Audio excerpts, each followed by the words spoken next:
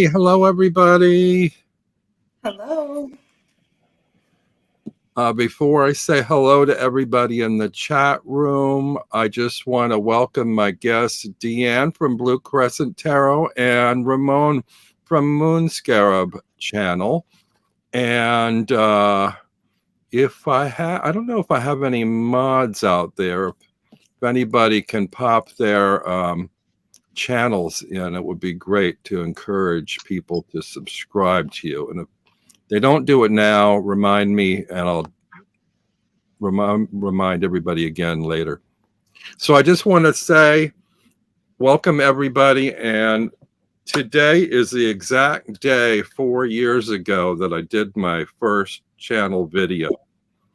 Awesome. And I see in the chat, among other people here, is Simon from Hermit's Cave, who was one of the first people whose channels that I embraced. And I approached him, I texted him, and I sort of twisted his arm a little bit and wanted to make him my mentor on how to do a channel, even though I don't think he was really enthusiastic about it.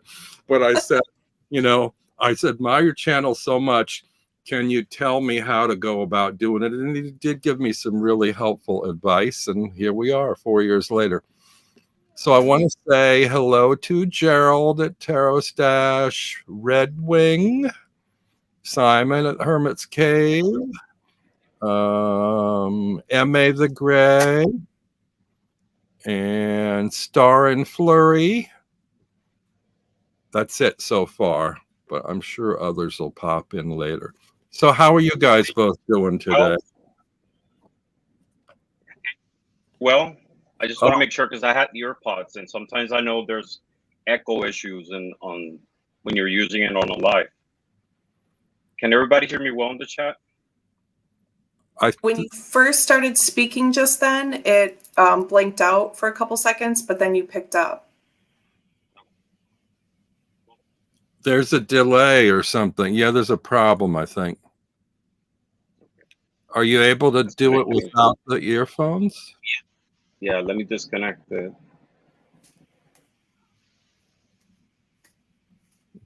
There was a bit of a crackle and a delay, a slight delay. Oh, it's still a delay. But now you're muted. Oh, that's right. You're muted. What is that? No, you're muted. In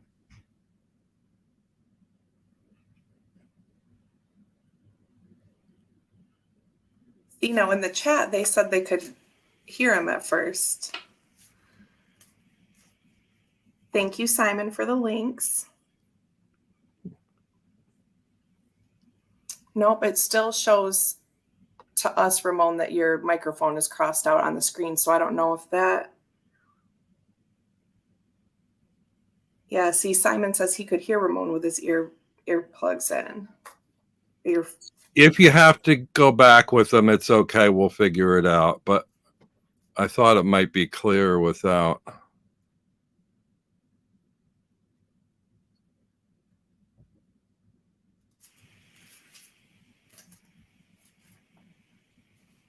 Say something.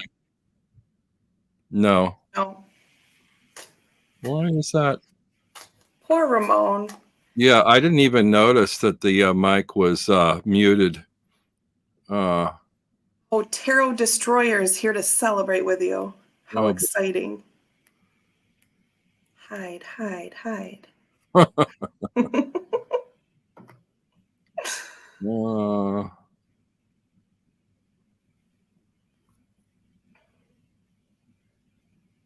Can you hear me now? Yes. Super. Oh, perfect.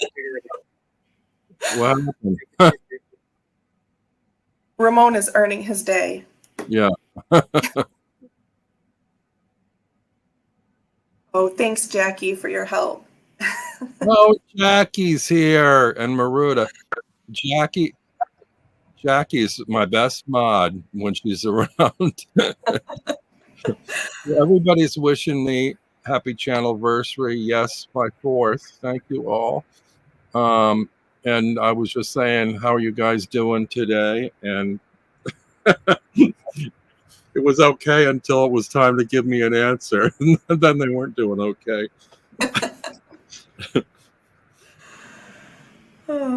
So, excuse me, I still have this 2-week-old cold, summer cold. Everybody got a beverage today? I do. I have water and my coffee still that I'm slowly working on. I'm doing my vitamin C too. I have some coffee myself. Nice. So, Deanne, do you want to initiate the honors for? Oh, sure. Sip, sip, everyone. Cheers to 4 years. Thank you. So I put on a little sort of a tag note or whatever in the description late last night, which was, let's make an oracle. And I really wanted to discuss today the idea of, or concepts around oracles, because I've had some issues with them over the past. I'm intrigued by them, but I don't really fully understand or embrace them. I thought it might be fun or interesting to engage the chat room with an exercise in terms of what may or may not be considered an oracle, what it consists of, maybe show some examples, and then maybe we'd, stroll through a number of cards and come up with ideas for images or words that go with an oracle. So I'm going to have to remind myself to keep checking back with the chats. Simon has to go into the kitchen, take us into his kitchen to get his coffee. Okay, let me think. Where are my banners? So my first banner, what is an oracle? And we can take turns discussing what you guys think. And it doesn't have to necessarily be a deck, because I know for some people they use other things for oracles. But today we are sort of focusing on cards. But this question is totally open if you want to take turns. Yeah, so I'll start. For me, an oracle is a medium that you use as a form of divination. Most of the time, you can use it as your main source for inquiry on any situation, or you can use it as a clarifier. And like you mentioned, it doesn't have to be a deck of cards. Sometimes I like combining different forms of divination, tarot with Lenormand or tarot with dice, and sometimes I use one or the other as a clarifier for each other. So in the case of using as a clarifier, it's more like to enhance the answer or give more depth to the question. But oracles have been with us for centuries. We know of the Oracle of Delphi, and from there on, for me it's like any source that you use as a form of divination. Yeah, I think I pretty much feel the exact same way. Primarily for me, it would be cards. I do also love charms though. So I know Ramon had mentioned dice, and my kind of extra tactile thing, like similar to that, would be charms. But as far as he said, with combining different systems together, that's one of my absolute favorite things to do. Lenormand, Oracle Tarot, all of that. And again, just like Ramon said, I feel like we're really similar in how we view and use Oracle, that, it might fill in little holes or give it more depth, things like that. And as I've said before, that's one of the reasons I really love the Lenormand system, and also like the Mildred Payne Secret Pocket Oracle, which is my favorite thing, because it's very...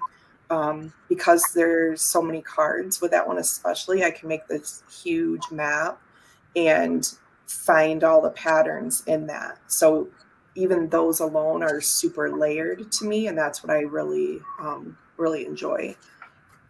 Yeah, definitely. Tarot in itself is an oracle. Mm-hmm.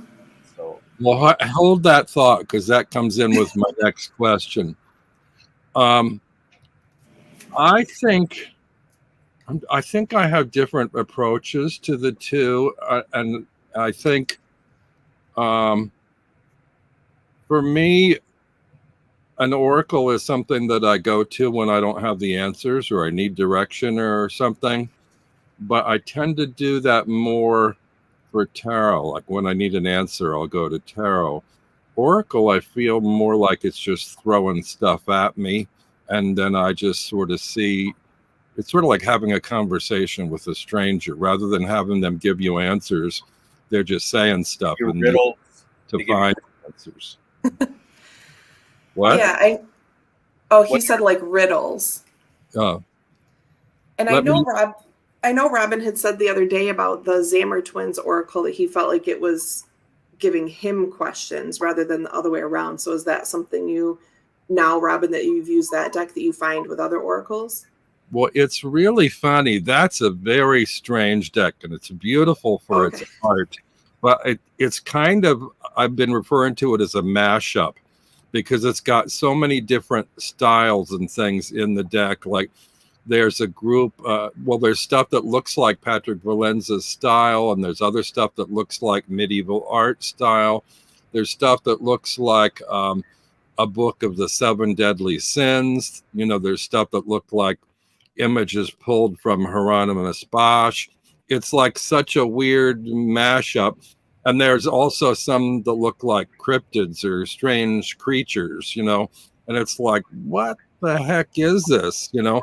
But it's funny, I think I realized that I kind of treat all my readings as sort of open readings, so it doesn't really matter whether I'm using tarot or oracle or whatever. I kind of read them all the same way. I just lay it out and see how the three cards interrelate or what jumps out at me and how they support each other or work against one another or so forth.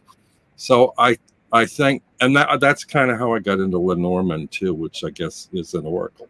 But anyway, I'm rambling a little bit. Let me jump to my second question, which is, can a tarot be an oracle? Can an oracle be a tarot? Does it need structure? And for me, I think a tarot is an oracle. I'm not sure an oracle can be a tarot. I mean, I guess it could, but I think it needs the tarot structure. So I think I've answered my question, but what do you guys think? Yeah, I mean, it's definitely tarot is an oracle, but not all oracles are tarot. You know, if, for example, I'm using Lenormand as an oracle, as that source that I'm going to for answers, it's definitely not tarot. I think what nowadays we use the word oracle to try to make a distinction between a deck of cards of tarot and a deck of cards that is not tarot. So I think we've given a second definition to the word oracle specifically for that type of format, but you know it's much more general. Anything that we go to is an oracle. And does it need a structure? Not necessarily. I mean, uh, if we go to the concept of a deck of cards that is an oracle, what we call nowadays an oracle, most of the time is words. It's different types of words or concepts that help you add more meaning to whatever the main source is. You don't necessarily have to use it as a clarifier either. Uh, those cards that we use as an oracle that are called oracle, um, you can use them by themselves. You know, it creates a structure when you have a question, and if you laid out several, for example, you're going to see a pattern of an answer in reference to what you're asking. Yep. That's my opinion. Yep. I again totally agree. I think tarot is tarot because of its structure and its own thing. And oracle and the true meaning is that big umbrella that tarot fits under, but in the tarot community mostly, just like Ramon said, we know when we're saying oracle, we're talking about a non-tarot. and I feel like Oracle can stand alone. I feel like I could use anything almost interchangeably except for Tarot as Oracle, because it just never, I would never be able to pull it out of its structure, if that makes sense. But yeah, that's the only distinction, I think. Like I would use I always use Lenormand as well, except when I layer it on in, like if I do corners, like I'll do 4 corners of like a 9 card. And then when I use Lenormand in that way, I might break it apart. Like, you know, here's Julie Rose, her Haunted House Lenormand. I think that's what it's called. No, Spoopy Lenormand. So this I might just use as an Oracle house, but more often than not, I'm using it as a Lenormand house. So that's about the only place I kind of go gray with it. But I think for everything else, I'm, you know, have that same kind of definition for it. You know, and to add to the part of does it need a structure, you can create your structure in an oracle. Like for example, I have a deck of cards that is a combination of tarot and Lenormand. It's not tarot or Lenormand, it's both. So there is it's an oracle and it has its own structure for me, you know. Yeah. So, you know, does it need a structure? It's up to the person in reality. It's with a lot of commercial oracles, the structure, if we can call it a structure, is more like the theme of the deck. You know, there's medieval oracles. I have this one, for example. I have one called Music Oracle, which is kind of interesting because it delves into, you know, like the spirit of a lot of artists. You know, it's every artist has a theme, a spirit, and there is kind of a structure within that card. And what holds them all together is the fact that we're talking about artists. Yeah. Yeah, I kind of forgot about that part of the question. I do have a couple Oracle decks that have a structure, or what I tend to find that it is like what I would call it more so are categories. So there might be 10, you know, earthly cards, and there might be 10 cosmic cards, or whatever those categories are that they're broken into, or like tools of, you know, practitioners versus other characters, you know, like Compendium of Witches, you know, it has those 2 categories, you know, or it might be split into like animals and people or something like that. So the few that I have that do promote their own structure really are more like categories, which I think is cool too. I like to have that. And then I like to have something also completely open that doesn't give you a set category. I think it's like what you said earlier. Well, it's a lot of people have said, like with pip decks, you know, all Tarot de Marseille are pip decks, but not all pip decks are Tarot de Marseille. And it's sort of like that way with Oracle too. Like tarot, all tarot decks are oracles, but not all oracle decks are tarot. I think you can build the structure into an oracle to make it a tarot, but they don't all naturally come that way.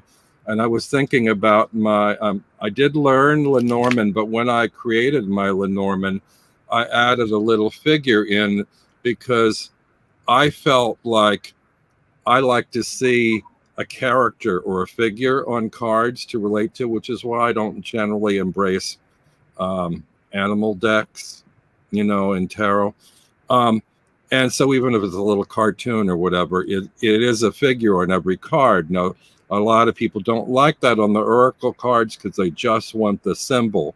But I felt like since he was consistently on every card, it sort of puts you into the scene and walks you through all the cards, which is what I like. Now there's a sort of an activity or a scene on every card.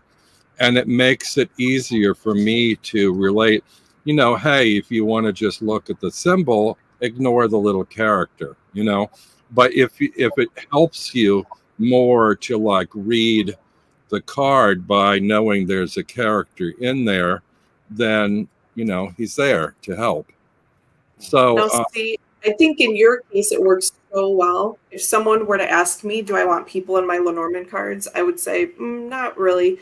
But that, like, I love Little Norman's Lenormand deck. And also, it's almost like funny to me because of his cute little face. And I just love it so much. And because of the art style, it's so simple that it's easy, like Robin says, to still see what the image, like the symbol is. So I love that deck so much. Thanks. But also, I know when other people include characters on the Lenormand cards, they usually aren't related to the symbols. In mine, he's somehow relating or using the symbol on every card. So it's like sort of further explaining the symbol by how the symbol is used by people or how they're interacting with it, you know. So anyway, but I tend to sort of, even like I said, even though I know keywords and things for Lenormand, that I know what the cards generally mean or what the general structure of Lenormand is, I still sort of read this like an open reading oracle deck or tarot deck. I wanted to go to a couple comments here because I've been letting them all slip by. Welcome, Avaz Divina. I don't know who that is. Welcome.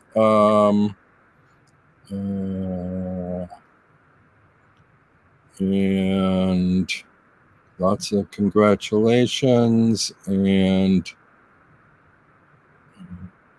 Nancy's sipping mushroom coffee. Let's see.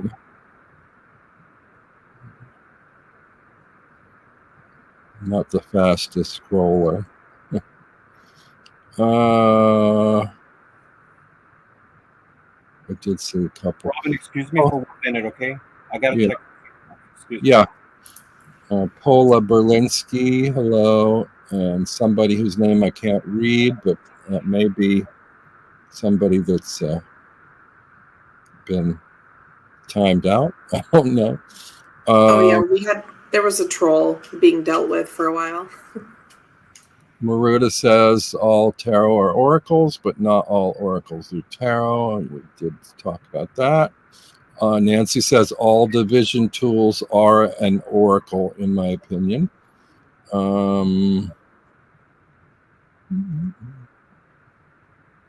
Also use my oracle cards for clarification in my tarot readings. Tarot has a specific structure, but any divination method is an oracle. Perfectly put, Maruda. I agree, Maruda. Okay. So if multiple mods, okay, sorry. There's some discussion about modding. I believe OM oracles have a specific structure too, says Maruda. Okay, I'm caught up. So, so I guess we've answered this question. Let me go to the next. The next one, how many cards make an oracle? So my answer to this is as few as 2 cards could make an oracle, like a yes/no answer, you know, like a coin or a pendulum. 6 cards could make an oracle, like the 6 sides of a die. 22 cards, like in a majors only deck. 35 cards. Is it 35 or 36 in Lenormand? 36. Okay, 36.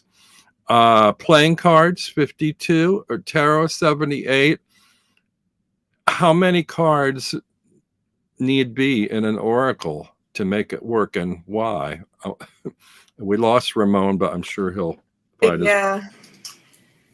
I would say any number, just like you, like, you know, 2 cards or a 2-sided card or a coin. I think any of that goes. I do have my expansion for what's it called? It's called the Spacious Tarot. And I have my expansion separate from it right now. And I will often use this as a Lenormand. So it's again, meant to go with a bit like turning the spacious tarot into a Mikiate with the elements and the zodiacs and things like that. So, but right now I have it separate from that. And so this is the Leo card, but because of the way they've done it, you know, I could just read that. I mean, I can ignore the Leo aspect if I want and just use this, you know, what does a lightning bug symbolize? So, you know, different things like that. Pisces has a snowflake. You know, what, you know, do I talk about the uniqueness then of a snowflake? So there's an example, and I don't know exactly how many this is, but, you know, it's a thin little one that I use. It's sort of a lot of oracles I feel like have 52 cards, but I have some, you know, again, that are just some other random number, and that works just fine. Welcome back, Ramon. Thank you. Today's been one of those days that goes in a different direction. So I know. So this question: how many cards make an oracle? I mean, it could be one card if we're using an oracle, if we're considering cards or a deck of cards as an oracle.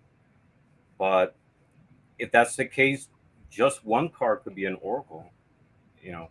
But the answers get richer the more cards or concepts you have within the card. I mean, if you consider, if you have an oracle, let's say a card, if we're talking about cards with two different meanings, right there, you have sort of like an expanded option. So, yeah, if we're talking about oracles as a deck of cards, with one is sufficient. The more you have, the richer it is. Let's see. Yes, no point pendulum. Yes, I use it as an oracle as well. Si- Definitely. Simon says, case in point, Nellie's deck by Kelly Fitzgerald. I think he was talking about oracles that can be used as a tarot. I believe that one of hers has multiple systems within the one deck. Right. I would agree with that because hers is that expansive and it intentionally includes that. Right. Like there's literally a tarot deck in it that's, you know, that's all And all good. We also had the soul cards. Simon did a video, I think maybe about a year ago, in which he redefined a lot of the cards in the soul decks from both sets into tarot. Right. So it went from an oracle to a tarot structure. So one gives the meanings to it. Marita says most non-tarot oracle decks are around 44 cards. I think that's because people like to use them in a 2 tarot, 1 oracle card grouping. I like oracles with lots of cards for the variety. And I have seen people in lives or other videos complaining that they don't like oracle decks unless they're at least 40 some cards. And it made me wonder, well, why that set number? Why do you need that number? What determines the number? And for me, I think it's sort of like whatever, unless you're just like leaving it open to what people throw at you in terms of the number of cards in their deck. How many answers do you need? Or how many cards do you need to give you an answer? For me, I know I'm a big fan of major arcana decks, and that's 22 archetypes. And for me, that gives me all the answers. That's plenty. 22 is perfect for oracle or tarot. But I know other people like more cards. And this plays into what we're going to do later about like kind of creating your own oracle deck. How do you go about deciding what's enough, or if you need more, or if you've got all the possible answers to all your questions, and however many you've decided to use. Let me just mention something. I think it really comes down to what makes meaning to you or what speaks to you. For example, Marseille. I don't like Marseille. I just like the majors of Marseille. I think I have like one or two decks of mine say that I really don't use, and specifically it's the swords. And visually, it's kind of like disturbing to me, so it doesn't speak to me. So what's enough? What talks to you? What you find meaning in? You know. Mhm. So I think I have heard people before. Now, this again, the one I use the expansion pack for the Spacious Tarot is my example. So this isn't sold, I mean, as an Oracle deck, but I use it that way currently. But if I were to choose, if someone were to say, how many, I'm going to make this Oracle deck in this style, how many cards do you want? I'd say 50, right?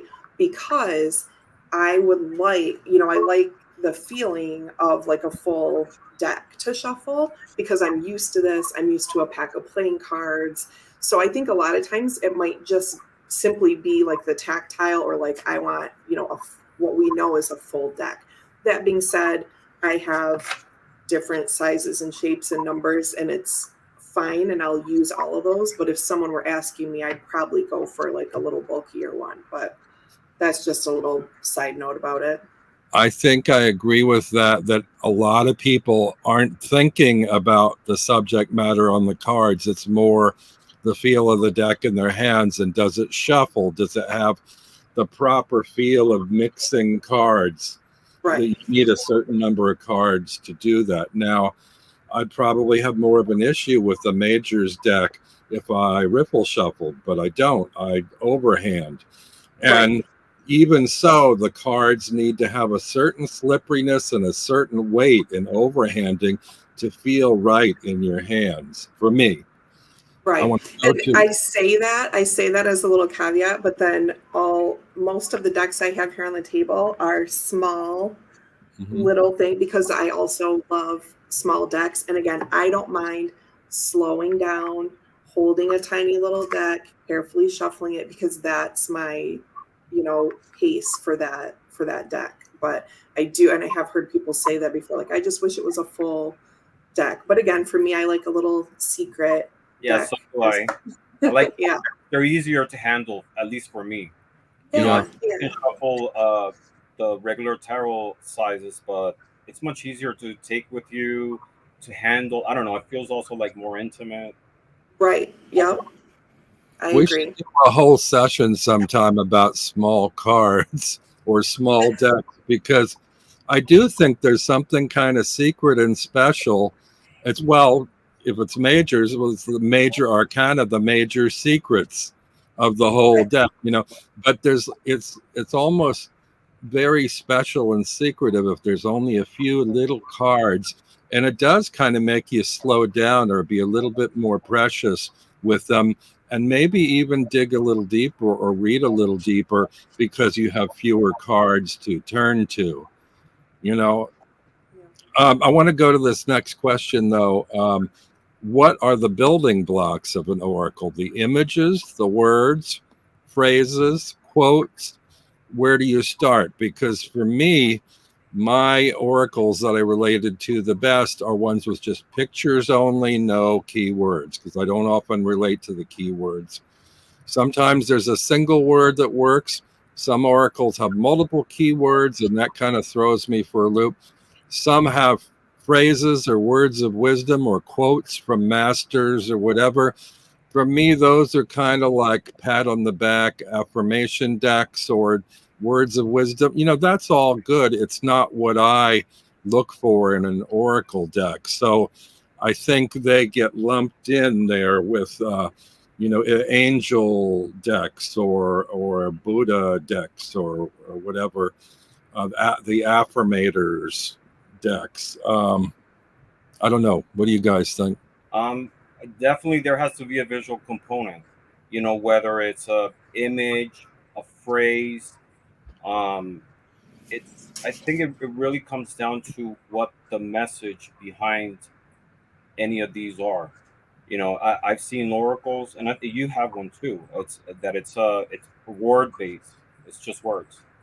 There are other ones that are just images, no words, like the soul cards, for example.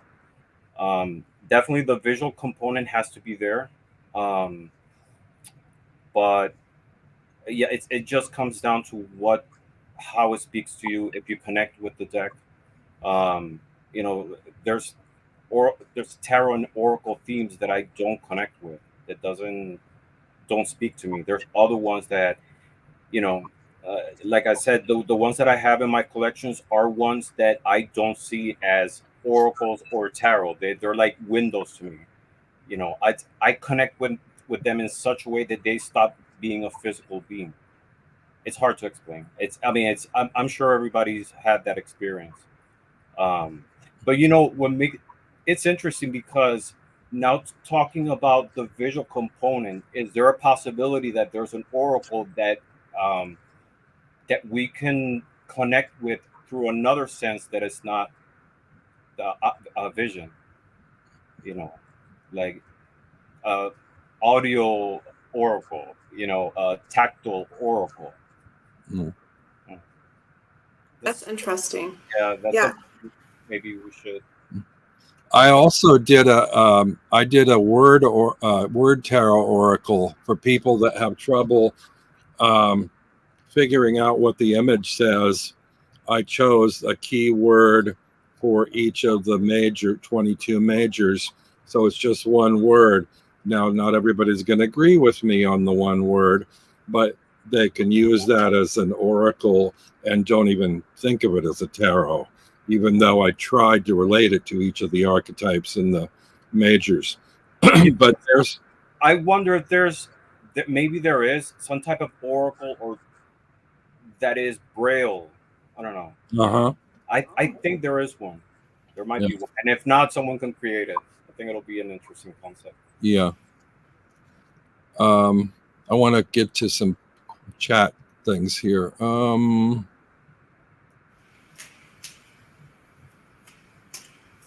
Nancy says, I'd really like to create an oracle deck just for me. I think it would be a very spiritual experience. Well, Nancy, hang around with a pad and a pen because we're actually going to get into that today. And Simon says, I always feel cheated if a deck has like 22 cards. That's something to explore. Why you feel cheated. Want to hear more about that. I know a lot of people, it's a financial thing. And I think somebody mentioned, you know, how many cards depends on what the deck sells for, what they feel like it's worth. You know, do you have enough cards to warrant what the fee is to buy the deck? You know, I don't usually think about those. Yeah, I backed it's called the Mindscapes. It was just a majors arcana. Majors only, and I can't think of the artist name right now.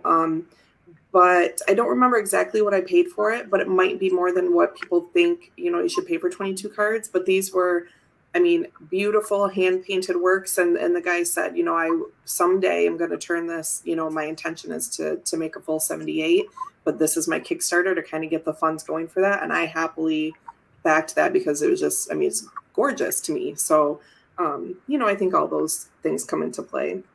Yeah. I mean, the cards in reality, they're a conduit to the message. You know, it comes down. There's some people might need 100 card deck. Some people might with 22 is enough. You know, the cards, the physical part is more of a conduit to what's really behind the message, the spirituality, your connection of your soul, that or that thing that you can go to in moments that you can't find answers anywhere else. Yeah, I have a deck that I bought off MPC, and I think it was made by maybe a Russian deck creator. It's a majors deck, and I think it was almost $80. And a lot of people would say, 22 cards, $80? I would never pay that. But for me, it's you know, what you can afford, what you're willing to spend, and what the content of the deck is. It's like, I love the images enough on that deck to make it a, you know, one-time thing of, you know, yeah, I'm going to spend that. I want that deck. And also, I don't buy a lot of decks, so I'm real fussy about the ones that I buy. So I don't often let the cost of it come into it. But then again, I'm different than people on strict budgets, you know. Yeah. So let me see. Oh, so I guess this idea of, if you were to create your own oracle, would you start from images or words, phrases, quotes that you had collected? I kind of feel like to create an oracle, you need a way of starting, a way of beginning. And for me, I've done it a few times. I'll make a folder on my computer and I'll start putting image ideas in there or keywords that are significant to me and can conceivably have multiple meanings to them. And I'll build a folder of basically prompts. We're talking about prompts that are either words or images in a folder until I feel like it's a satisfactory number to go ahead and begin to create a deck. So I'm going to ask you about that. But what we're going to do today is we're going to use a major's deck as a kind of a framework to build our own oracle by pulling a symbol or an image for each of the major cards. So get your pens and paper ready, and we're going to do that. But how would you guys, or actually, I know Ramon has created a deck, a symbol-related deck from the tarot using images from Pixie's tarot deck, because I saw it on Simon's channel. I don't know, and I also know he's done other methods of oracle creation, like the geomancy sticks and so forth. But if you guys were going to create an oracle deck, have you thought about how you would begin to proceed? Maybe Deanne could go first. Yeah, I think so. It's interesting because when Ramon was answering the other part of that question, like what are the building blocks, I was in total agreement, thinking like, yeah, the images, like that has to be there, like that has to be the thing that draws me to it. However, if I'm thinking about if I'm specifically creating it, I probably would start, I think, with words. This might be because I have little artistic ability in this way, but I also, if I were creating it, I would want it to, cover certain bases. So I think I would actually start with words, and then it may go off into, okay, I love this image, or I love this symbol, or this animal, or whatever, and so I want to work that into it. But I think I would start with words to see that I had, a balance of things. And I think of like Kelly Fitzgerald when she does walkthroughs a lot, and she'll make different piles, and she'll kind of categorize the deck, even if it doesn't come with categories. She'll kind of make piles of everything, like, oh, here are 10 tools, here are 10 scenic pictures, here are, she kind of splits them into positive, negative, whatever. So yeah, I think I would start probably with words. I agree. Because each card has to have a concept, and either the word is visible on the card or not. You are using words as concepts, so there might not be any text on the cards, but you're definitely using a word, a concept, as a reference. So yeah, I agree with Deanne's. A word is the way to start. What makes a difference if it's on the oracle itself or not? Well, what all this is communication. It's all really just language. It's just a different language. Like, generally speaking, it's a visual language rather than a written language, but it still has to communicate. And if you're having conversations with others, you need to be able to relate it. You might not have the same reference point in an image as somebody else, but if you can, you can't even always do it in words. But if you see an image and you describe it in words to another person, if you're speaking the same language, generally you can communicate that. Not always, but generally. So it's kind of intriguing to strive for.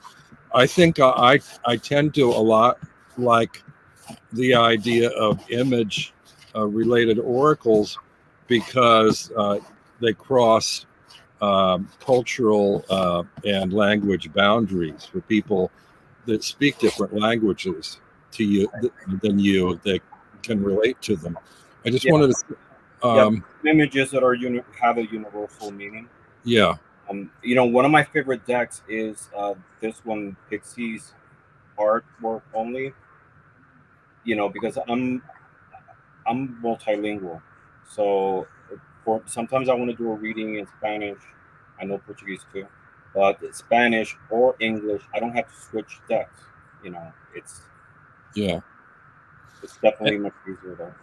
MA says, for me, language is such a portal that a word doesn't feel like a limitation. I can see how others have the opposite feeling. And she also says, my snail's pace oracle in progress is based on vocabulary flashcards with imaged collage on. Should be done around year 2035. Yeah, we'll be here, Emma. Yeah, it's funny when we were talking about words, images, and if the word is on the final image. And I just kind of realized that my favorite deck has words on it, but not a meaning. It's just a label, which is like a kid drew it. You know what I mean? And so it's amazing how much I use this, and that just kind of clicked in my brain when you were speaking. Like, this is a shield. It doesn't say it. It doesn't need to say shield because we can all see that. But yeah, that's kind of funny to me right now.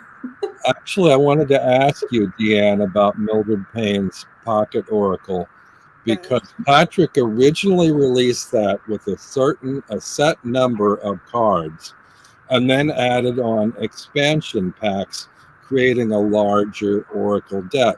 And I wondered how you feel about that. Are they all valid, all versions, or do you feel differently that you have to have them all for it to be a complete Oracle? What do you think? So when I got the first one, I think I purchased it at the time when there was the first expansion, and I don't really even know if there was a second one after that. I think there was, because I remember as soon as I said that, at one point I ordered the expansion, which I think was the second expansion, and it came in a little red envelope. So this is a full set here. I have 3 versions of this, which I don't usually do duplicates of decks, but as you know, I just love it. So this has these backs, and these were all, this was inclusive of like the first expansion. So for me, I would have been fine with like the original set, but I love that there's more just because it's my favorite thing. So I don't think any cards are like duplicate meanings. I feel like they kind of broke apart into more specific things at certain points. But no, I don't feel like anything is like redundant. And I just love all the options in it. There's so many. I mean, with this and with the Antiquities of Magic Oracle, I've taken out and like split off like a Lenormand deck from them as well. So I have one of my versions has like Lenormand, and then I put the paper in between if I want to use the whole thing. But no, I just love all of them. It just seems like more creative ideas to me. In terms of image-related cards, Simon reminds me that at one point I was really into this game, the Dixit cards. I don't know if any of you are familiar. There's a game called Dixit, and they come out in different packs, and they're just image-related cards. And I can't remember how the game is played. I think it's sort of a storytelling game, but they're just sort of evocative images that can be read as oracle cards. I kind of don't like that it says Dixit on the back, but and I rarely use these anymore. But I did love the particular art style of the artist that put this particular grouping together. And it was fun to me that I could read stuff from the images without any keywords or phrases. But anyway, okay, so what we're going to do, just to make things a little bit easier for this today, because we're already almost an hour in, is we're going to use, let me go here and get rid of this banner. we're going to use the major arcana as a structure for creating an oracle deck. And so what we're going to do is I'm going to give you the name of the card, and then we're each going to think, if you picked not even a complicated scene, if you picked a single visual symbol to represent that card, which one do you feel most accurately or most directly gives you the message for that card? And starting off with the Fool, that's a very challenging card, I think, because for me, the Fool is built in that nature of stepping off the cliff, taking that kind of action. But if I had to pick a symbol, I probably wouldn't pick one from that card, because none of them, and I'm also going to use this deck as an assist if any of us get stuck. The Tarot Disassembled breaks down each card with the symbols on that card. So we have a lot here to choose from, but I probably wouldn't choose any of these. Some of the older decks would use the older version of the Fool, would choose like a jester's cap or something, sort of the Fool in terms of the Joker or something. So I don't know. I'm not set on what I would pick. For me, the idea of the Fool, yeah, that could be encompassed by a jester's cap. But I don't know. How would you guys approach that? Is there a symbol that would jump out for you for a Fool card that says the Fool, or the nature of what the Fool is all about? That's a really hard one, at least to me, because we're using as a reference tarot. So I don't know. I will use the sack that the Fool has to do the journey, because to me that's the symbol of what the Fool is doing. It's a journey. It's going out there into what he doesn't know, and explore and be free and learn. The cliff. I think it's very hard, because there's a lot of different combined elements into what makes the Fool the Fool. It's the cliff. It's the dog. But I don't know. It's hard. I was backpack. Yeah, that's funny. I made a little list in my phone about what I thought, and I also chose the knapsack for that one, and then I put backpack ? Because then in my head I immediately started thinking, well, is this going to be like classic or like modern, as though it needed to be a cohesive thing. But then I kind of dropped that and just did each card in a vacuum, not as though I was making a cohesive deck. So I'm kind of all over the board with my objects. But for about half of them, I made myself stick to symbols that are actually in the RWS, just to help myself limit it down, because it was very difficult to choose one thing. But yeah, I did. That's what I chose as well, because I thought, to me, that symbolizes, okay, I'm gonna take off and I don't really know what's going to happen. I guess I'm going to throw some stuff in my bag and I'll just hope that works. Like, that's what it says to me. You can only take what fits in here. So that was the best thing I could think of that caught the overall piece of it. Yeah, I actually like the idea of the backpack. Because you're talking about backpacking. You already know that you're going on a trip. It's an adventure. You don't know what's out there. So backpack, I do like that, actually. Right. And even if you're going with the old school, like the trickster, I mean, there could be, those types of tools in there that that the scammer would need, for going on the shadow side. And also the backpack says to me, you're going somewhere and there are limitations as to what's being taken with you. And we can't see what's in the backpack.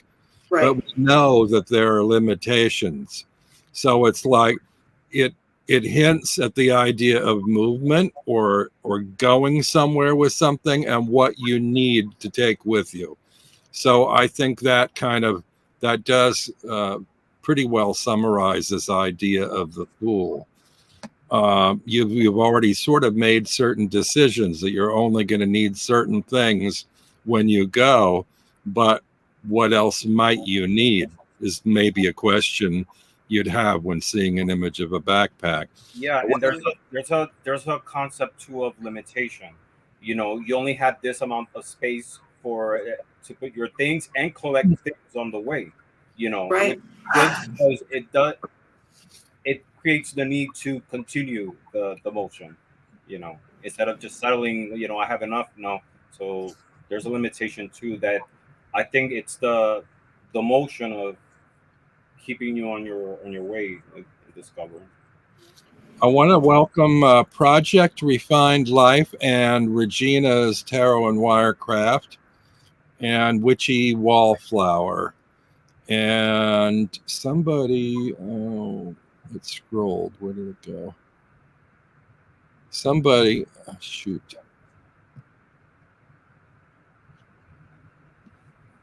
Somebody suggested that a zip line would be an image. I can't remember who it was.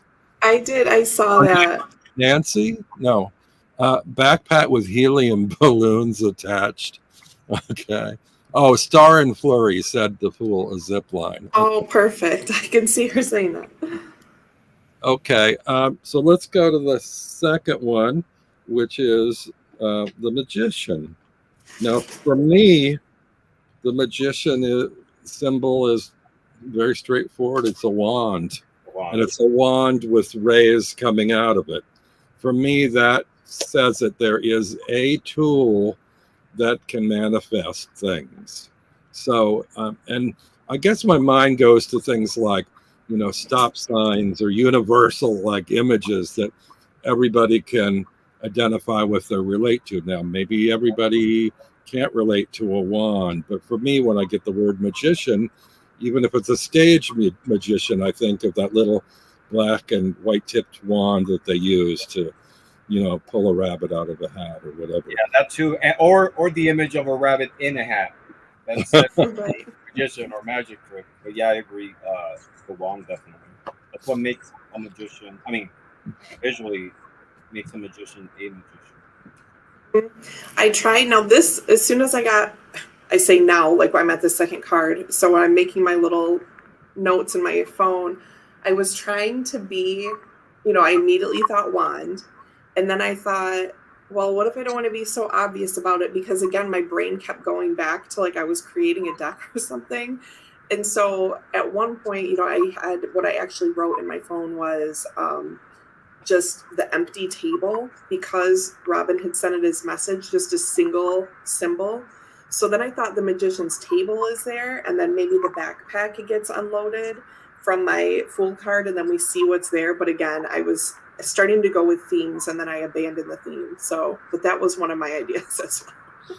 I like the table too, Deanne. These are things I don't think of, but if I were presented a table, it would say to me things that manifest on the table. Like either you're going to sit down and write or do some work, or you're going to lay out a table for dinner and you're going to have food on it and you created the food, the meal. Mm-hmm.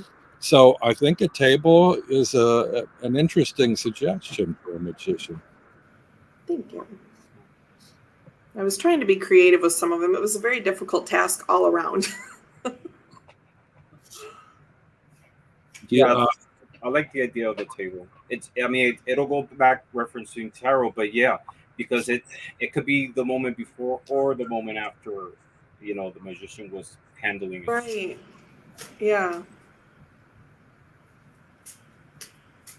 Ramon, did you? I don't remember. I'm sorry. I'm trying to monitor the chat as well as all this. Did you mention a symbol for the magician already, or? Yeah, the wand. Yeah, okay. The wand. But I like the table too. So number 3 is the High Priestess. Now, for me, when I think of the High Priestess, I don't think of any of the symbols on this card. I think of the crystal ball. For me, a high priestess is like searching for knowledge, not in an obvious place, in a mysterious place. And so for me, it would be the crystal ball. So because I'm obsessed with this card, I chose the Crescent Moon at her feet.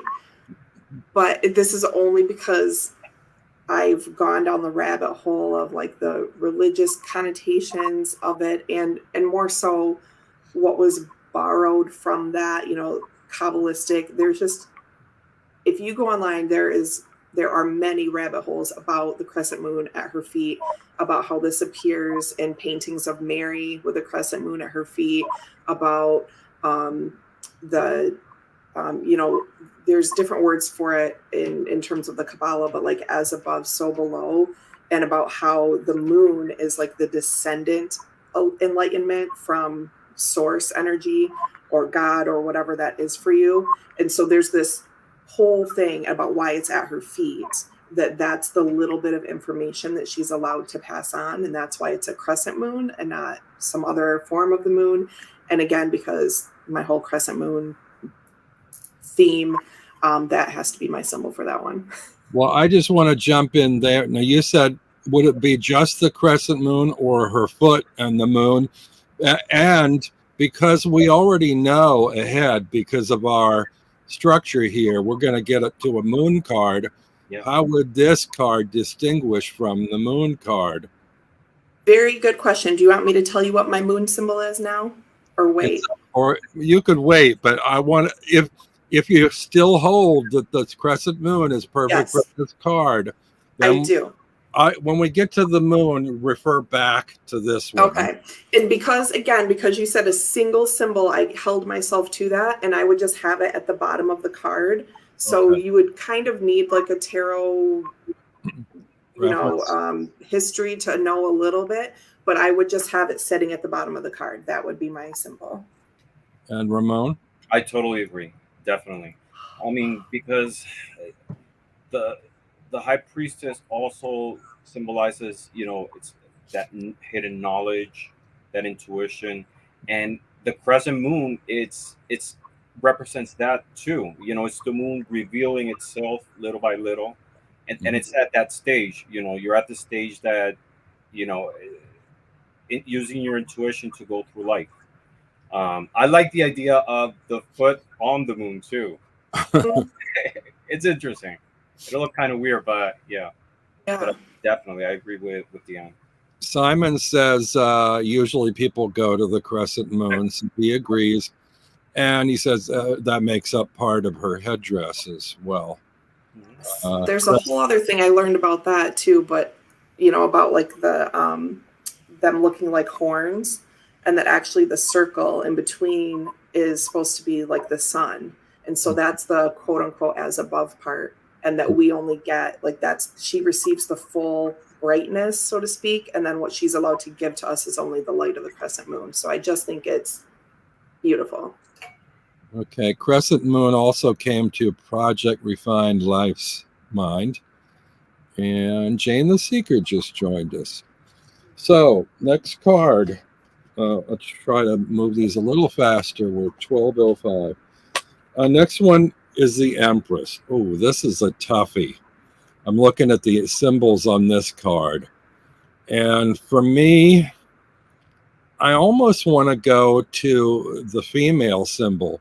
For me, I always read the Empress and the Emperor as like what they're seated on. And she's seated on a big, cushy cushion. But I don't know if that says it enough. And then, or possibly a crown that's very definitely a female-oriented crown rather than a male crown, or the notion of the female symbol. I'm not sure about any of those. I also thought about an egg, because we often look at the Empress as the mother figure, and what could be more symbolic of that and mysterious in a way as an egg, or what's held, within the shell of an egg. But I don't know. What do you guys think? It was extremely difficult. I really, actually am trying to test myself and see if I remember what I wrote in my phone, and it's not coming to mind right now. a tree, like a fruit-bearing tree comes to mind, because that's a single object, but it speaks of the strength and the growth and what comes from the tree. I don't think that's what I put in my phone, though. I'll check in a minute, but I think that's my on-the-spot answer for right now. I mean, it is a difficult one, and all the ones you mentioned before are very good candidates for representing it. I think it's which is the most that encompasses the spirit of the Empress. She's motherhood, she's femininity, she's power. I think the question with the Venus symbol represents a lot of it, because it's comfort, it's femininity. It's just the symbol itself. The feminine symbol. It's you get their life, growth, nurture. A crown, yeah, a crown by itself. But does it? The question is, does it represent that spirit of femininity and growth and nurture? For me, that's the one that represents best this card. Project. I just looked in my phone and I didn't remember because I skipped it. That's how hard it was. There was nothing there. So It's hard one. Yeah. That's why. Project Refined Life says pomegranate. Simon says he thought I would say a fetus. I wouldn't put a fetus on a card. I have a fetus on a card in this deck. Please hold. A starry crown of pomegranates, says Star and Flurry. Maruda says a picture of the earth. Now, that's nice, except that gives me trouble for my world card, because I was going to use earth as my world card. You could use a seed germinating. Mm-hmm. Yeah. Well, that goes with Deanne's tree. Yeah. Yeah, I was trying to make the tree sort of be like the warrior part of it, but like like the historical and like her crown and everything. It's hard to get it all in there. Okay, let's go to the Emperor. Now, for me, this is almost as difficult as the Empress. And when I see the Emperor card, for some reason, I'm always stuck with that throne. For me, it's like such a solid, it's almost like a stone throne. It's very set in its ways. I always look at this card as a stubborn kind of card, and it's seated. So it's kind of from this position of deciding rather than doing, or like telling other people what to do from a position of I'm not movable.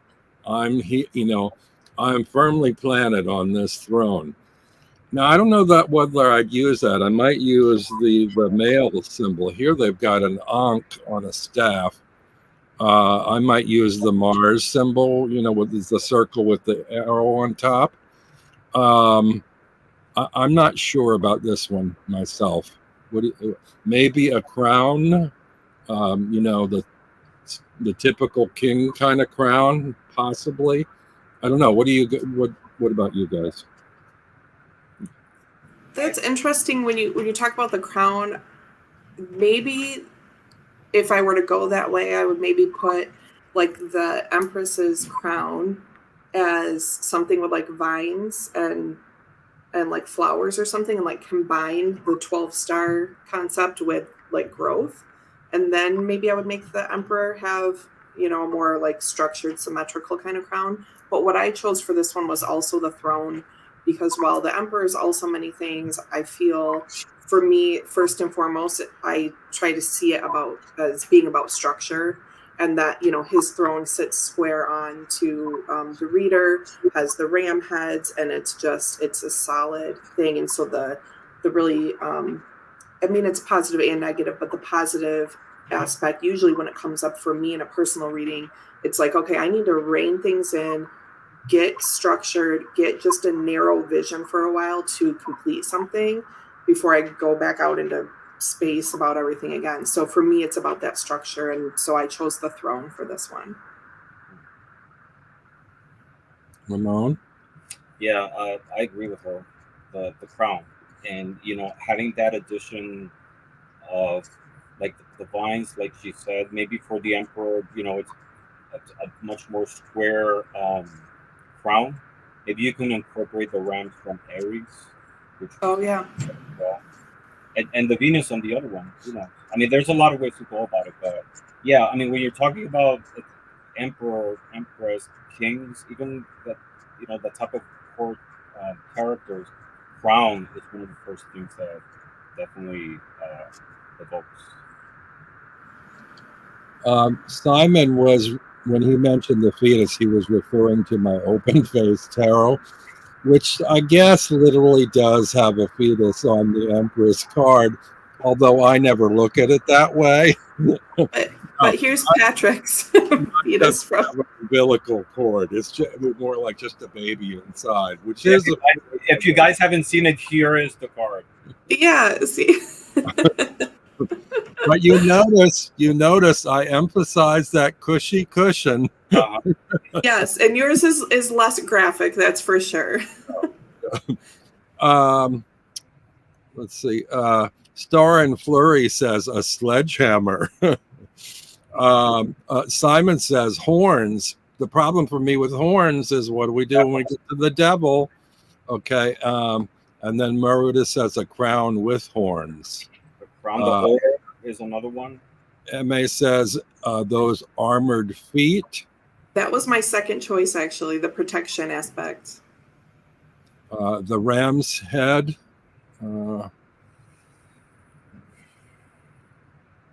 Okay. Gerald says he thinks of Empress and Emperor as a pair, but on separate cards. In which case, would you need the symbols to be relate similarly or not? Mm-hmm. I don't know. Right. Like if I went with like a fruit-bearing tree in my Empress and then the throne is the Emperor, they're not like a ready-made pair like in the Wild Unknown with the two different types of trees. But to me, one is, warm and nurturing, and one of them is cold and clear-cut and not messing around. So they don't really visually go together, but in my mind, they do. Nothing's growing there. And the throne could have been constructed from the tree. Oh, The there you tree go. could have given birth to the wood that made the throne, possibly. See, a wooden throne, that wouldn't feel so, menacing. But again, I think I need that sometimes. Like, For me, there's no give. Stone throne. I need that unchangeable, unmalleable kind of stubbornness or whatever. But again, a ram's head or a ram's horns with that kind of stubborn or bull's, bullishness kind of. I don't know, more to think about there. So the next one is the Hierophant. Oh, for me, the Hierophant would not be a cross. I wouldn't single it to a single religion. It wouldn't all be the keys either, because that feels to me like unlocking something or exploring. I think of the Hierophant in terms of teaching. In terms of teaching, it's something established. So for me, it would be an open book. For me, a book crosses all religions, all studies, all organization. It's information that was valuable enough to be typeset, compiled into a book that many in a community will read, and it will govern them. So that's why I chose the book for the symbol on my Hierophant card. I went with a single key. And because I was kind of relating it back to the High Priestess and being like that little bit of information that she's sort of giving to you in code, then the Hierophant level seems like, okay, here's your key. This is your token to kind of go and learn a little bit more on your own. Now you're kind of being encouraged to unlock some information. So that's what I went with. Yeah, I'm somewhere in the middle. I think we could have a book with a depiction of the keys on the book. Oh, look at that. It's an open book. It's suggesting here's the knowledge, unlock it. There you go. So smart. Maybe it's a diary with one of those little locks on it and a key hanging from the lock. To unlock the knowledge. A Yeah. lot of people are saying keys in the chat, and I'm actually wondering whether key might be a good symbol for me for the Fool, because it's sort of like going in search of something to unlock everything for you. The only issue there is if people saw the key, whether they wouldn't think of the Fool, that they might think of the Hierophant or whatever. But that's something I'm going to think about. Or a backpack with keys hanging. Yeah. Star and Flurry says a tome squeezed tightly by a rope from which keys dangle. The cross keys is one of the symbols of IOOF, odd fellow, so strong ancestral connection for me, says MA. I'm not sure what that means. Gerald considers the High Priestess and Hierophant as a pair again. Okay. Project Refined Life, perfect combo book with a key on top. Simon says the hand gesture. That's interesting. I thought about that too with the ads, but yeah, that, you know, channel. I'm not sure if that means the same thing in all religions or languages, though, which is my problem with that. Isn't that the Girl Scout sign too? I might be, or is it? I don't know. What's the Girl Scout pledge sign? Somebody will know. No idea. It reminds me of talk to the hand. Yeah, right. Or maybe an open hand. I don't know. Okay, so MA says brownies. Girl Scouts is 3 fingers. Brownie. No, these things. It's amazing. That makes so great. Next card. Hands, actually, if we're gonna use the hand, maybe 2 hands and like a key in the middle, like, you know, dropping knowledge, or, you know, it's passing knowledge. There you go. Yeah, that's another possibility with the hand. Or placing a key in the other hand. Yeah. Mm-hmm. Next, we have the Lovers. The Lovers. Well, this is, you know, I know what I did. this is so obvious. For me, it's, you know, I guess it would have to be the heart. I don't know how else to most directly talk about the Lovers. And I know it's so stereotypically cliche, but I don't know where else to go with this. So, Deanne? So I tried to bridge because, you know, yes, it can absolutely be about love and especially our connection to, you know, greater love, universal connection, everything like that. But also I like to have that choice aspect in there. And so I chose like Raphael's wings. And so I'd probably do them the color that like associates to Raphael is like the air angel, thoughts, communication, all that. But then also it kind of bridges for me that I would be able to see in my mind the 2 figures. So yeah, I went with angel wings for that because it speaks of air, choice, thought, and also the people in my mind. Marta would use the Pope's mitre for the Hierophant. Bow and arrow, says Simon. Cupid's bow. Roses and lilies, says M.A.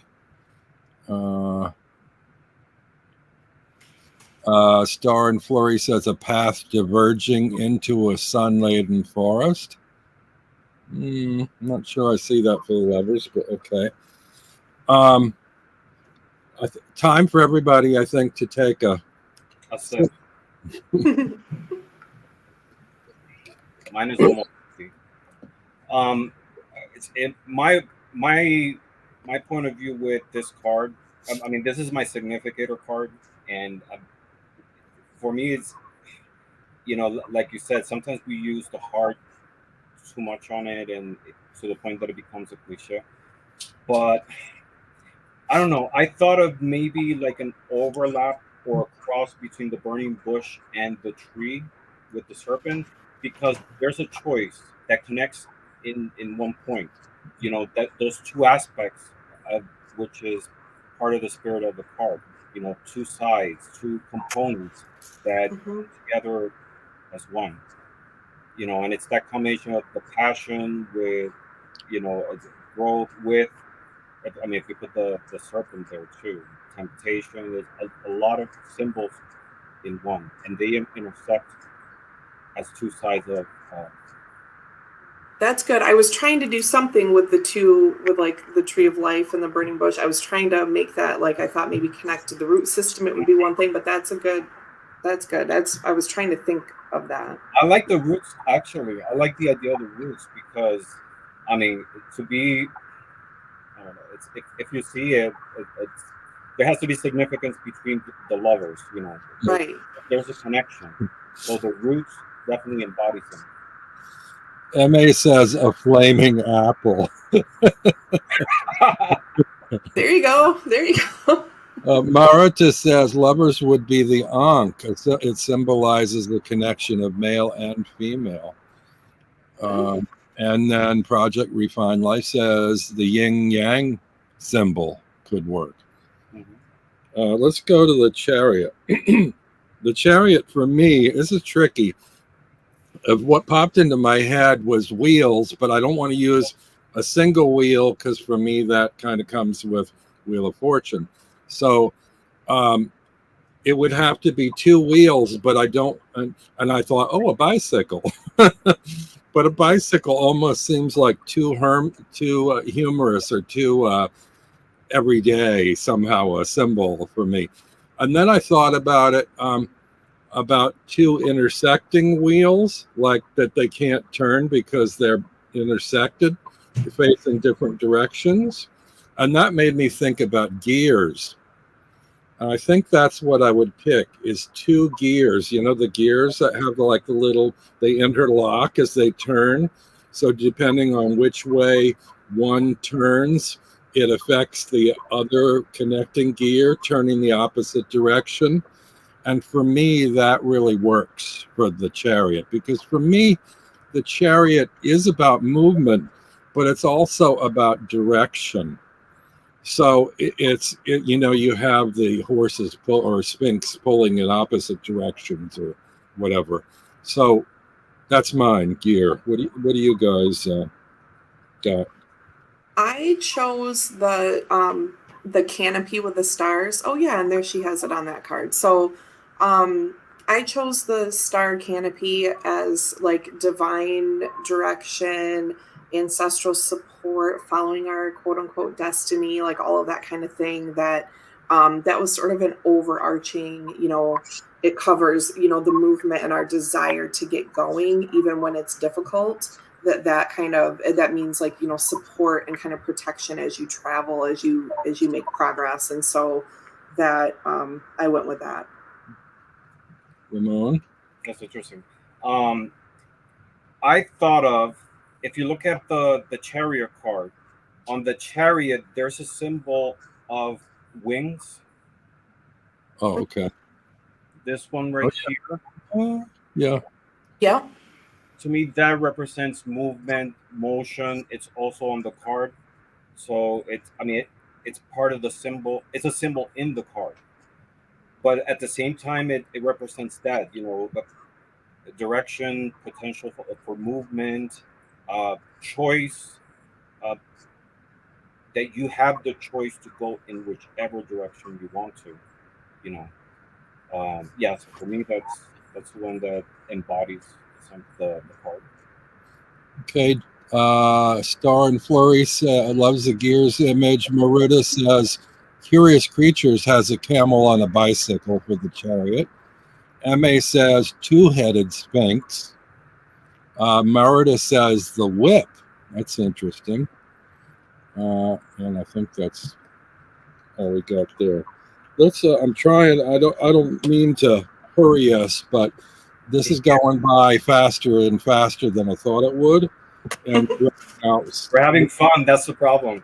We're almost at an hour and a half, so I'm hoping we can finish this in 2 hours. I didn't know we'd go this way, but next is Strength, the Strength card. Now, for me, strength, it's weird because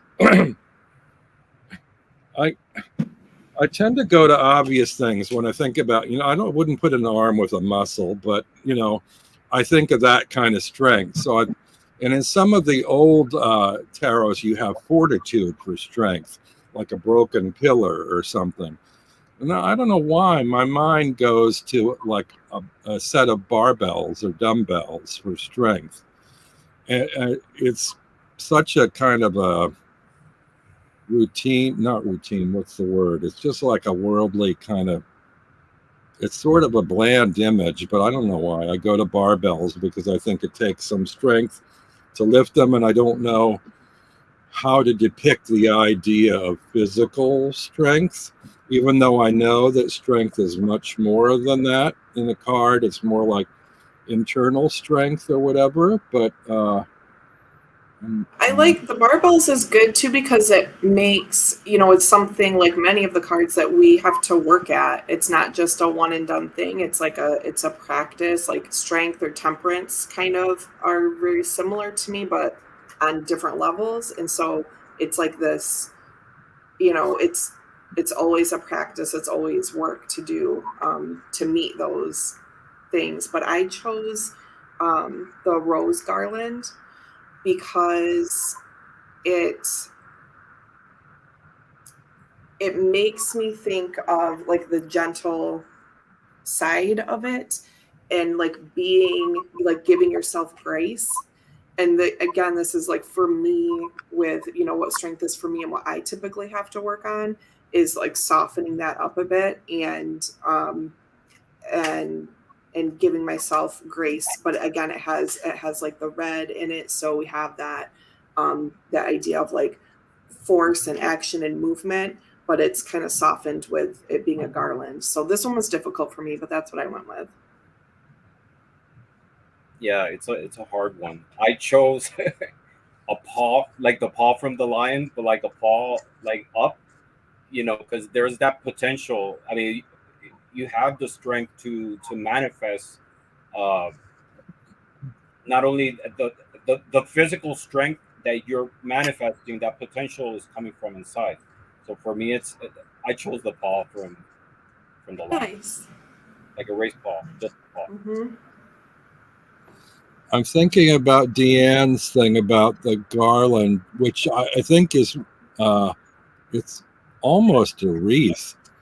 But for me, that when we think about sort of taming the lion, the taming of the lion or the beast, in the strength card, you got me thinking about that in terms of this wreath, because you're taking nature and bending it to your will by turning it into something that's not in nature.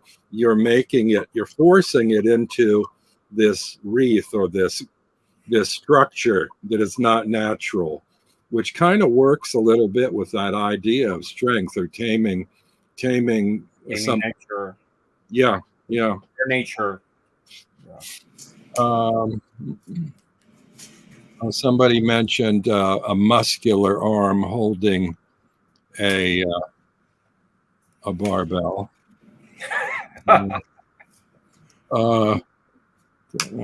Somebody, what was it? Something about a tornado. It could also be the wreath with the paw in the middle. Oh, there you go. You had that control too, of gentleness and spirit. Okay, the hermit.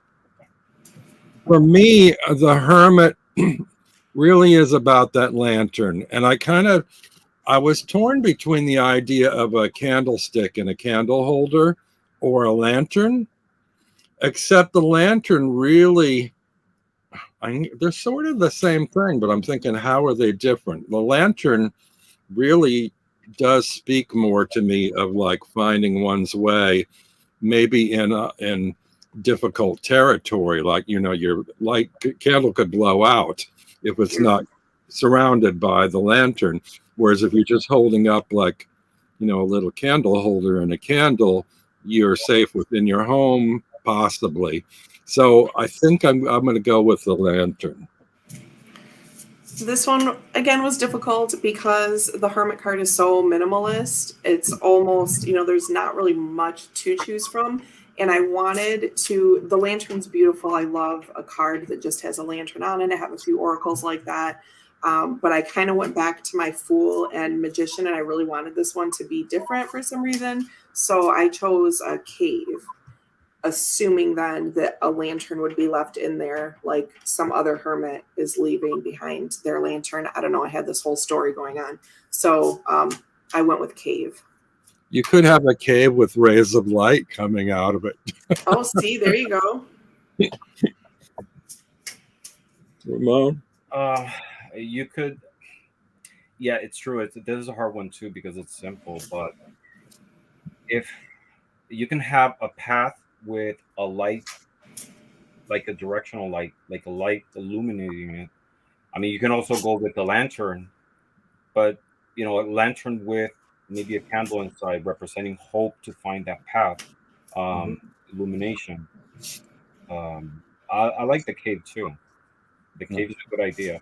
A cave with a lantern like outside, Right. A lot of cave knows that there is someone there by themselves. Right. Yeah, a lot of the chatters are agreeing with lantern. So next one is Wheel of Fortune. For me, this is difficult. I came to two things. I thought a Wheel of Fortune, but to make it a Wheel of Fortune and not just a regular wheel, which wheel generally communicates travel or movement. Wheel of Fortune is something different. It needs to designate somehow markings on there to indicate, good side, bad side, positive, negative, or whatever. And so it got me thinking almost, people wouldn't think of Wheel of Fortune maybe, but I'm almost thinking like of a die, a single die, because there's the element of chance there. And I think when I see a die, I think of chance, a game of chance. Whereas if I just see a wheel and it doesn't have any markings on it, I'm not going to think of, a Wheel of Fortune. So this is a tough one too, I think. What do you guys think? This definitely was another difficult one. And I ended up choosing a pocket watch because now this is one that one of the first ones I think that I abandoned RWS symbolism and chose my own thing. But I just went with a pocket watch. The passing of time, the hands are going to go around the circle. It'll eventually get to the place where you want it to be, and then it will leave again, kind of thing. So that was my pick. I'll be honest with you. To me, and not because I'm here with you, but to me, one of the most complete and perfect depictions of the Wheel of Fortune is this one from your card. I mean, if you take off the character, you have right there the wheel, one side of, the good consequence and a negative one, or, a misfortune. So right there, it gives you like the whole story without going into too much symbolism. The crown at the top, the wheel, and that person laying there. A crown and a dead man. Beautiful. The only issue I have with that, though, is it's not really one symbol. It would be three symbols because you have the crown, the dead man, and the wheel. But right. I see the importance in having a reference point for the wheel. Right. That's why this one was hard because, how do you have to show it? You have to show change somehow. So, or different circumstances or whatever. Well, and when you said stopwatch or pocket watch, rather, it made me think about an hourglass too, and whether that. But then I have seen hermits actually holding hourglasses instead of lanterns. So that might be a historical reference that would lead you elsewhere too. I'm not sure whether time passing necessarily indicates the wheel. I don't know. Let's see. Ouroboros, maybe roulette. You have a dice. Possibilities. Options. That might be too simplistic, but That Yeah, was Well, good though. yeah. that's why I suggested the dice. Yeah. I think a single die is enough. I don't think I would put two there. No, Two, just think that's enough. two definitely indicates a game, I think, whereas one is it could be any of six sides, which Mhm. to me is what the Wheel of Fortune is about. A possibility, but a random possibility. Right. Or maybe here's another one. You know how some old board games come with a spinner? Oh yeah. That, a wheel with an arrow spinner in the middle. That's a possibility. I like that. Next one is justice.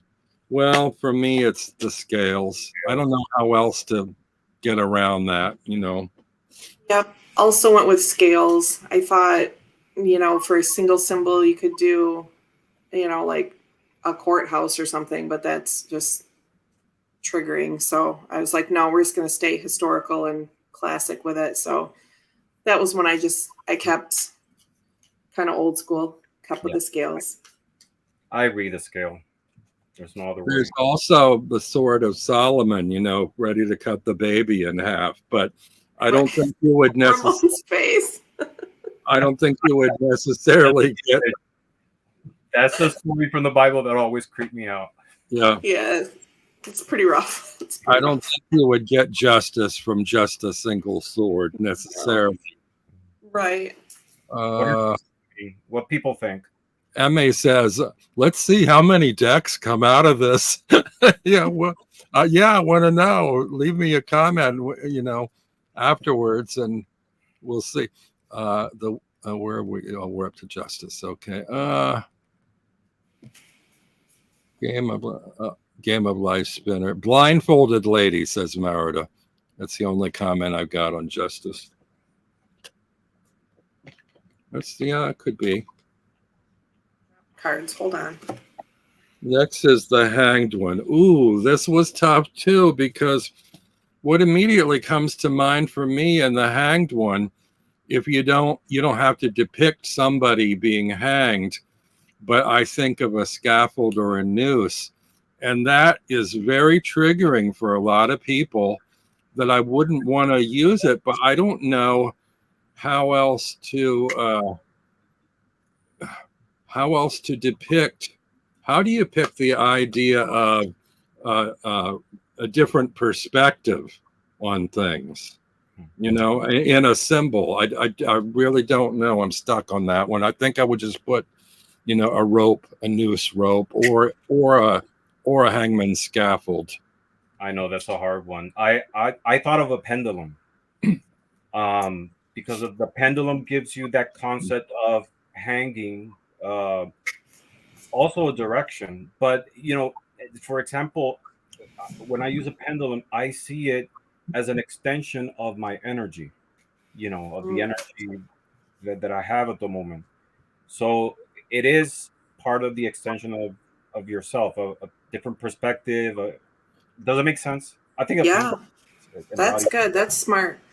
I went kind of back to my high priestess imagery, and I chose like a Madonna's halo, like the bright, exaggerated enlightenment halo that we see, and I would have it, you know, upside down at the bottom of the card, so it would kind of go along with my crescent moon bottom card. You also could have an inverted man. The problem is, if you do reversals, you don't know it's an inverted man, you know. If you do the inverted man, you have to position it not at the center of the card, because if you turn it upside down, it'll be hard. Right. If you put it in one corner at one side of the card, either way you turn it, it's going to be at a different perspective. Visually.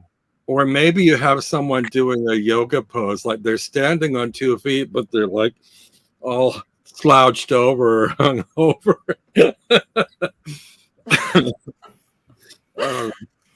Let's see, where are we? Oh, Ben arrived. Hello, Ben.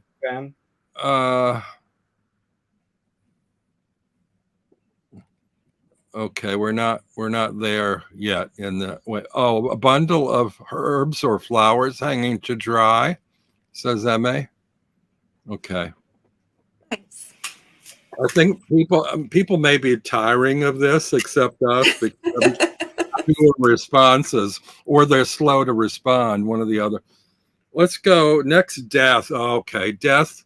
That's another obvious one to me. Well, it'd be one of two things for me. It'd either be a single skull, or it would be a coffin.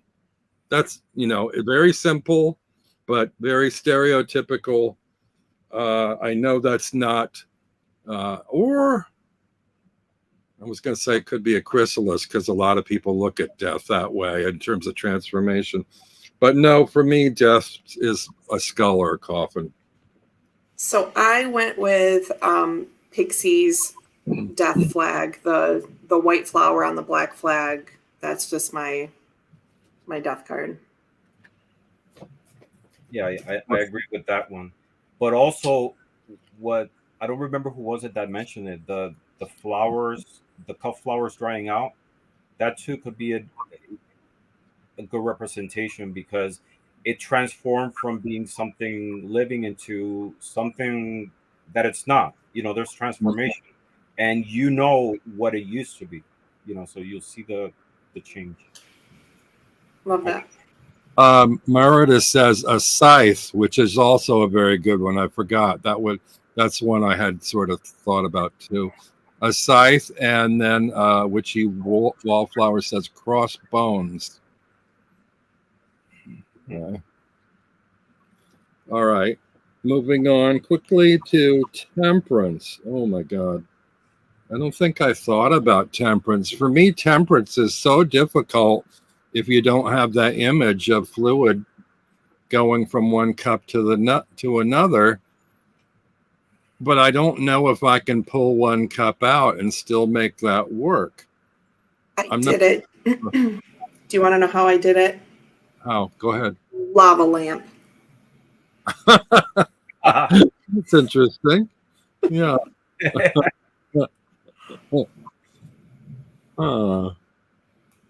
It does not fit with the rest of the theme of my deck, but that's all I could do. Maybe. Or some kind of potion, a potion bottle that shows two different, then it could still be, looking older. I like the idea of a symbol, so a scene might be too much, but I'm thinking the possibility of a winding downhill stream moving between rocks in a creek or something, because for me that would be the idea of the movement having to shift or adjust according to the hard and soft, or the fluid and non-fluid. But I don't know. That's probably not really a symbol. It's more like a scene, so I'm not sure. But Ramon, what have you got? I think if you want to go for a symbol that portrays balance but interconnected at the same time, the yin and yang will be a good symbol, because you have both sides, both make one, and it's in the yin and yang. You see, like in the white part, there is a black circle, and on the opposite too. So there's that balance, not only in the whole image, but also within itself. A little bit of yin and yang, and yang and yang. That's good, and it still has like the fluidity feeling to it. The teardrop. Yeah. Merita said the triangle and the square, like the alchemical symbol on the chest. So that's good. That's really good. That's good. I thought of two triangles too, but I like the triangle and the square. Gerald likes your lava lamp. Thanks. Jamie's here. Hi, Jamie. Next one, the devil. Okay, this one they all give me trouble, because when it comes down to like just finding one simple symbol, which is where I'm going with this, it's tricky. I mean, immediately I think of the horns, but then if the horns aren't attached to a head, I'm just not sure if that works or not. I also thought of the pitchfork, but the pitchfork then, does that cry Neptune, or does it cry farm worker baling hay? what do you get with the pitchfork? You know, I'm thinking of a trident with the points on it, you know, for devil, which almost hints of the horns. But I don't know. That's kind of where I went with it. I'm not sure I'm resolved on it.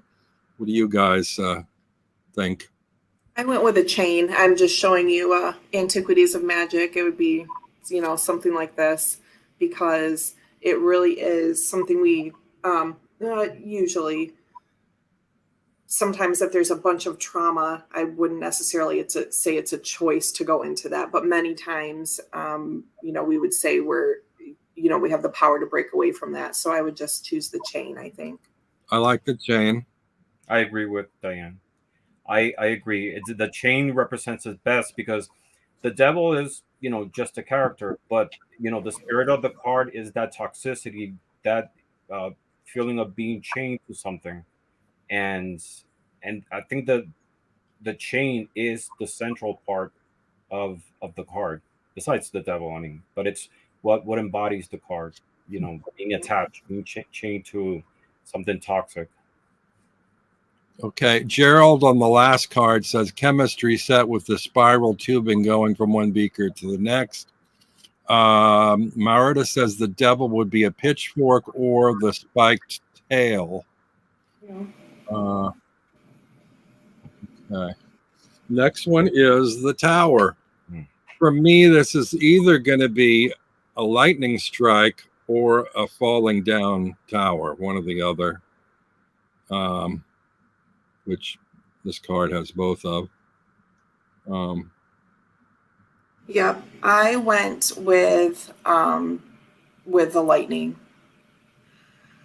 and then I was thinking, because I thought about that too, like originally with the magician, because I've heard people talk about that the spark, like the fool is the open-minded muse, and then the spark comes, like something happens, there's light and action in the magician, even though it looks like a very still scene. So I thought about that, but then I was like, no, I'm going to save that for the tower. And it, we still get that idea of, it zaps something, it burns something down. The like the Trinity of Light, no, it's called something else, because tower, star, moon, and sun. I don't know. Justin Michael talks about like the different not a trinity. Anyway, about these, like the divine lights or something, and that the lightning is part of that. And then that made me think of Elle at Sacred Seed talking about, at one point she says, the tower is one hell of a victory. And so even when things are really terrible and that card comes up and I know what it's about, I hear her in my head saying that, because no matter what, it really is, so going with the lightning. Yeah, I mean, you can also have just the tower but cracked in the middle, or you can have both. You can have the tower and the lightning in the middle as part of the figure. You can have both things. Yeah. MA says Jenga. A crumbled tower. Mysterious mystical moments just arrived and wishes happy Channelversary. Thank you. Simon's leaving. Hi, Simon. Might be late over there. Okay, next one is the star. And I guess for me, it's just a star. A star is a star. But it would be a 5-pointed star, because I think multiple points beyond that might confuse it with the suns. And a star is a sun, but I think a 5-pointed star is very typically received as a star. Very simple. Yep. Yeah. For this one, I had to stay basic too. I went with a star, and I thought it would be kind of like, I don't know if you get the same image when I say like a Christmassy star, like where the top and the bottom are like longer for some reason. Like that's the kind of sort of like brilliant, sparkling star shape. That's what I chose, because it's basic, but it really is that guiding, guiding light. Yeah, basic. The star, just the star. Okay. the moon, and now for me it would be a full moon with no, yeah, I guess it would be a moon with craters on it. It's tricky too because a lot of times we see the moon as like a crescent moon or something. I like the idea actually of the moon with a quarter moon or whatever, something facing away where you don't see the full picture. I like that idea. Not quite sure how to convey it. If I had a moon with a face on it, I'd have the face just on the edge where you could barely see, you know, the eyebrow and nose and mouth, not the full face. So it's like, what is it we don't see about the moon, But I'm curious as to how you now, Deanne, refer to your moon compared to the moon you used in the High Priestess. So mine actually just would not have a moon. Again, if I'm sticking to the rule of a single symbol, it would just be a pathway, because that, to me, the moon is empowering. Usually I don't diminish the challenges of it, but for me, I always throw that in when I'm reading for other people. I'm like, hey, personally, I find this empowering. There's a bit of a challenge there, but if you trust, if you actually go outside and get adjusted to the dark, like, you'll find your way, right? Sometimes we just have to get in it. So mine would just be a pathway. I also I had to have the path in it because I like, when we see, those towers and like walking through that area, I just, and again, I see that in my mind when I see a path. So mine's just going to be a pathway. Okay. Ramon?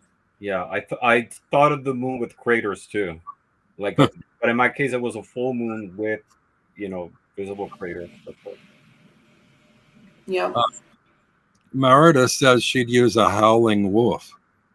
And elemental cartomancy Chris just arrived. Hello, thank you. Hey, Chris. So next we have the sun, and again, it's very simple. I'll just use the sun with all its bright rays. So for this one, maybe I haven't given this enough thought.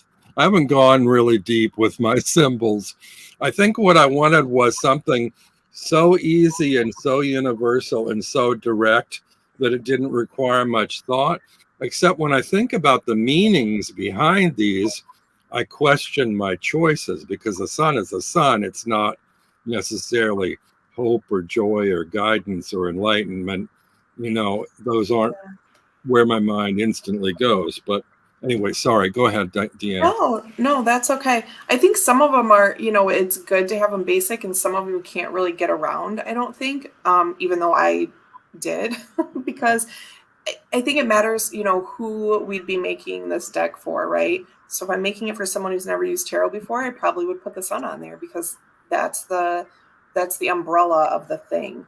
But if I'm making a personal one, or a little bit more symbolic, esoteric for people that have studied a while, I would choose the red banner. I love that. That's my focal point for when like traditional RWS sun card comes up, that life force energy moving through, because that's really, for me, like the driving force about what it's about and the advice I typically give. So I would choose that red banner. I would have on the card, let's say this is the card, maybe like an elongated depiction of a shadow. I liked what you showed, the two chihuahuas. My two babies. That is a perfect sun card right there. Yes. They are my son. But yeah, depiction of a shadow, sort of like elongated. That's cool. It'll be different, and you still have that concept of sun. We tend to see the sun as a positive card, but for example, I hate being under the sun. I knew you were going to say another twinning thing to me right now. The sun is too much for me. Yes, too much. I try to avoid it. I'm like a vampire. Yeah. And for me, sun is not always represents brightness. It's also could be hassle. You're exposed under the sun for too long, you can get sunburn. It could be uncomfortable. So there is a component to that. So having a shadow, you have that concept of illumination, but at the same time, the shadow. I like it. Yeah. Marita says sunflower.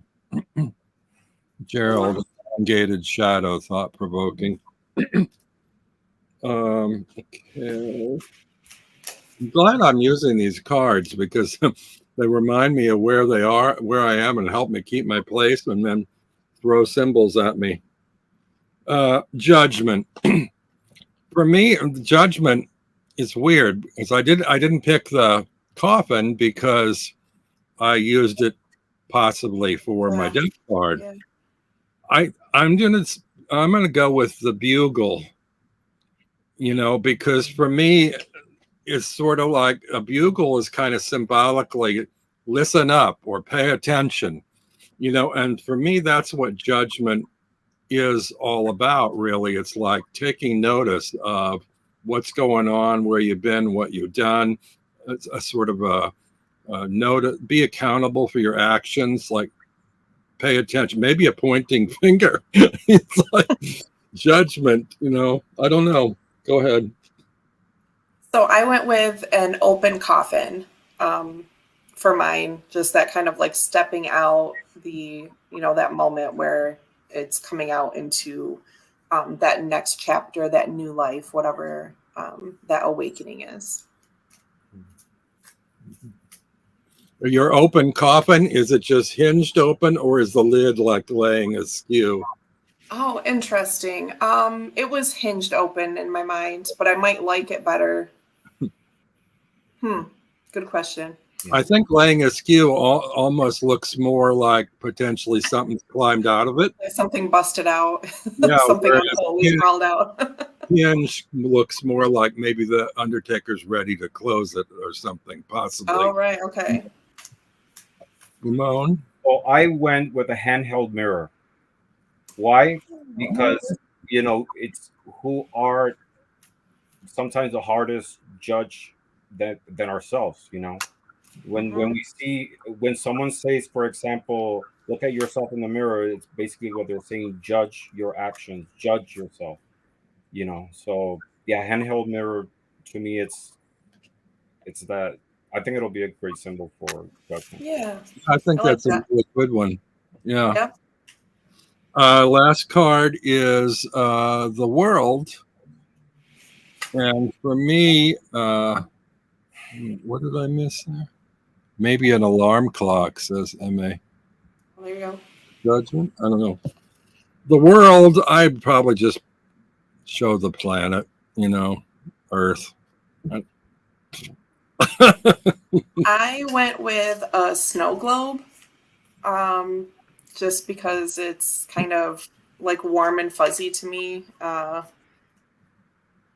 Also, like a little bit maybe like creepy to think about, like we're just in this sort of like contained thing, but yeah, it would. That's what I'm going with, a little snow globe.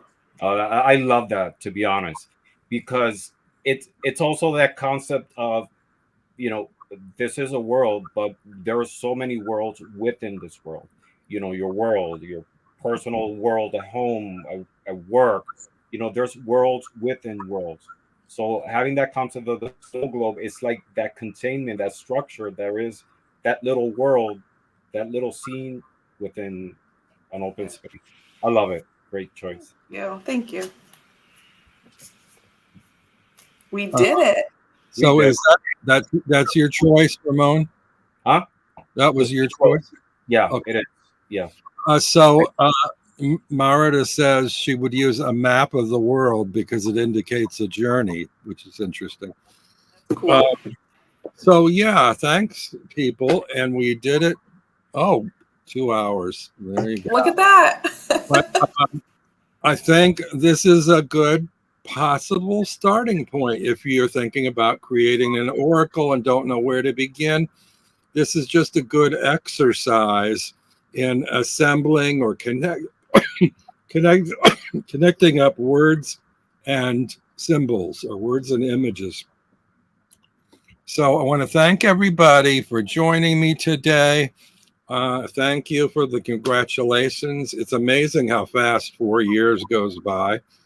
And we'll see, you know, oh, I was going to ask you, well, maybe we'll do it. And I was going to ask you each to do a little reading for me, but I think maybe we'll just do that another time because we've gone on to 2 hours. But yeah, I'll do my own reading today to see where I'm going from here. So Perfect. Congratulations on your 4th year. Yeah. And this is just one of many to come, hopefully.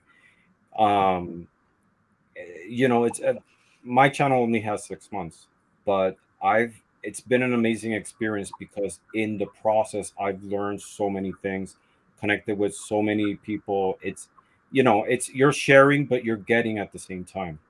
Mm-hmm. So in 4 years, that's 4 times a little bit more than what a lot of what I have. But yeah, congratulations.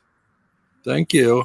And thank you so much for having us. Yeah. I don't know if I have time to put the links in again, but I would encourage everybody to subscribe to both channels, Blue Crescent Tarot and Moon Scarab. Oh, I always want to say Moon Scarab Tarot, but it's not. It's just Moon Scarab channel. So there we go. And please help them out. Get their numbers up. I passed 1,000 a while back. Mm-hmm. But let's get these people going. Thanks, everybody. And I don't know when I'll see you next because I don't do them scheduled anymore. I just, when the inspiration arises, I'm on. So we'll find it to be back again. Keep cool. And so long. Bye. You guys stay around for a minute. I'm going to end this. Let me see. I always do this wrong. I always leave the studio then and don't end the broadcast. Bye, everybody. Thanks in the chat.